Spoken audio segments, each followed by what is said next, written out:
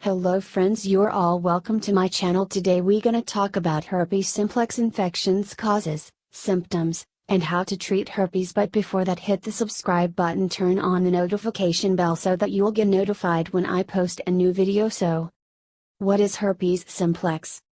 The herpes simplex virus, also known as HSV, is an infection that causes herpes. Herpes can appear in various parts of the body, most commonly on the genitals or mouth. There are two types of the herpes simplex virus. HSV1 primarily causes oral herpes, and is generally responsible for cold sores and fever blisters around the mouth and on the face. HSV2 primarily causes genital herpes, and is generally responsible for genital herpes outbreaks. What causes herpes simplex?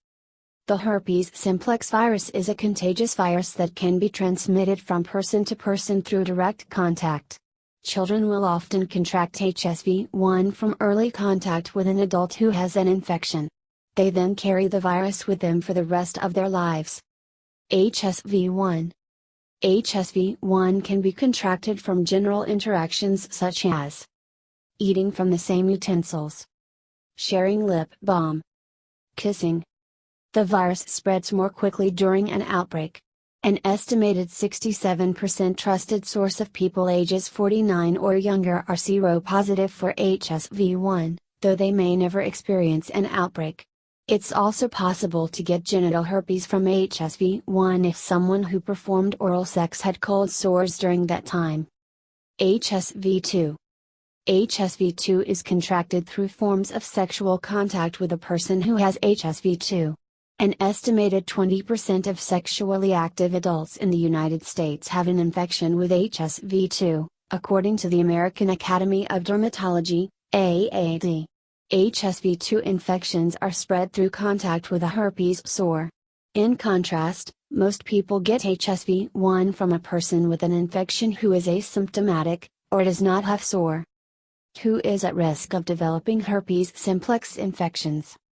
Anyone can contract HSV, regardless of age. Your risk is based almost entirely on exposure to the infection. In cases of sexually transmitted HSV, people are more at risk when they have sex not protected by condoms or other barrier methods.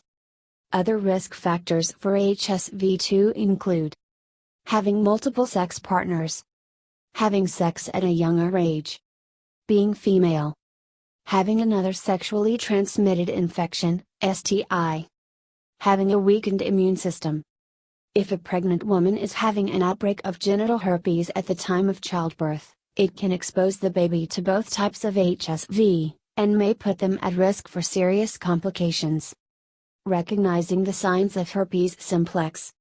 It's important to understand that someone may not have visible sores or symptoms and still have an infection. They may also transmit the virus to others. Some of the symptoms associated with this virus include blistering sores, in the mouth or on the genitals, pain during urination, genital herpes, itching. You may also experience symptoms that are similar to the flu. These symptoms can include fever, swollen lymph nodes, headaches, tiredness, lack of appetite.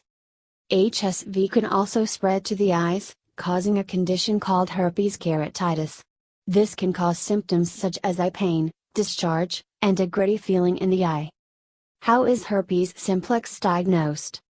This type of virus is generally diagnosed with a physical exam. Your doctor may check your body for sores and ask you about some of your symptoms.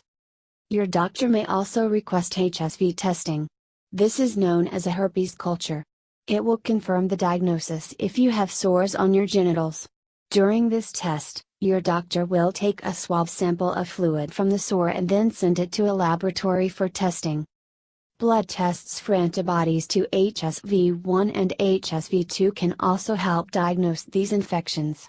This is especially helpful when there are no sores present. Alternatively, at-home testing for herpes simplex is available. You can buy a test kit online from Let's Get Checked Here. How is herpes simplex treated?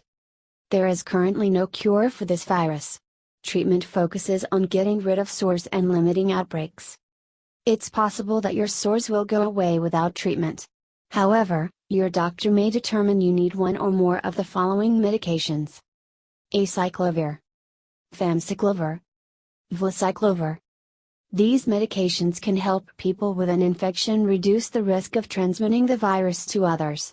The medications also help to lower the intensity and frequency of outbreaks.